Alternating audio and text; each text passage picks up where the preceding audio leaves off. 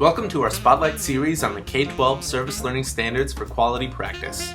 In this video, we will be focusing on reflection.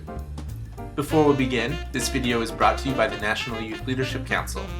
For 30 years, NYLC has transformed classrooms, empowered teachers, and captivated students by leading the way in providing high-quality, dynamic service learning content to school districts, classrooms, out-of-school youth programs, and everything in between.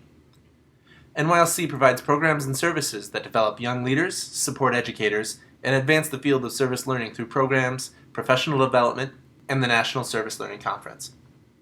Service learning is an approach to teaching and learning in which students use academic knowledge and skills to address genuine community needs. For example, picking up trash on a riverbank is service. Studying water samples under a microscope is learning. When science students collect and analyze water samples and document their results and present their findings at a local pollution control agency, you have service learning.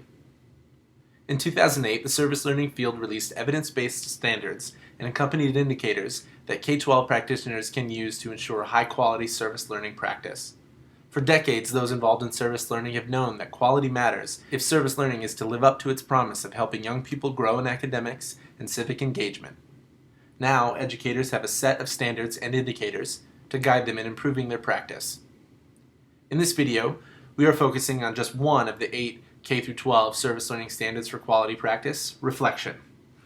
The standard states, service learning incorporates multiple challenging reflection activities that are ongoing and that prompt deep thinking and analysis about oneself and one's relationship to society.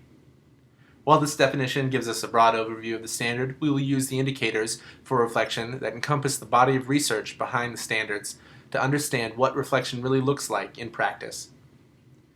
The first indicator is quality service learning reflection includes a variety of verbal, written, artistic, and nonverbal activities to demonstrate understanding and changes in participants' knowledge, skills, and/or attitudes.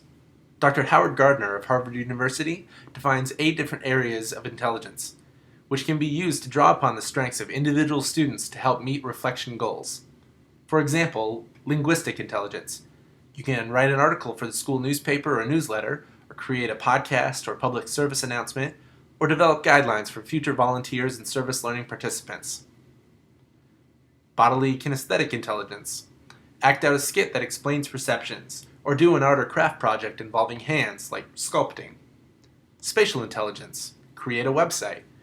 Interpersonal intelligence. Interview community partners and beneficiaries of service, and teach others what you have learned. You can employ one of these intelligences or one of the other 4 multiple intelligences, logical mathematical, musical, intrapersonal, and naturalist, to craft the reflection experience most beneficial to your students. The second indicator is quality service learning reflection occurs before, during, and after the service experience. In pre-service reflection, the emphasis is on students examining their beliefs and assumptions about issues and service populations. When engaged in service activities, the reflection practice focuses on sharing with and learning from peers, receiving feedback from teachers, asking questions, and solving problems. Post-service reflection can allow students to revisit their initial attitudes and assumptions and compare them to their current beliefs. By having the reflection occur throughout the service experience, students are better able to establish connections between what they are learning and the actions taken. The third indicator is quality reflection prompts participants to think deeply about complex community problems and alternative solutions. In a study of service learning, Root and Billig showed that teachers with the strongest student outcomes wove cognitive challenges into the service activities by asking students to learn more about issues, investigate potential causes and solutions, weigh alternatives, resolve conflicts among themselves, consider how to persuade others, and manage complex tasks. The fourth indicator is quality reflection encourages participants to examine their preconceptions and assumptions in order to explore and understand their roles and responsibilities as citizens. Challenging reflection typically means that the activities go beyond the basics of summary of events and examination of feelings to prompting more advanced thinking skills such as analysis, problem solving, and critique. Cognitive challenge is typically defined as presenting the learner with a problem or situation that the learner cannot tackle with his or her existing cognitive structure. In many of the studies on cognitive challenge, researchers also describe prompts that engage students in metacognition, defined as thinking about thinking, or being conscious of one's own thinking and reasoning processes.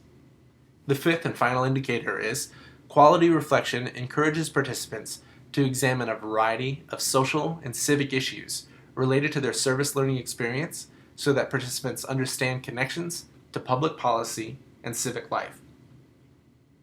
For more information on the K-12 Service Learning Standards for Quality Practice, and to see these standards in action through video, we encourage you to investigate the multimedia learning tool LIFT at lift.nylc.org. We also welcome you to join a free network of over 3,000 youth and adults engaged in service learning by visiting the Generator School Network. Within this site, you can learn, plan, and connect on a broad set of service learning related topics.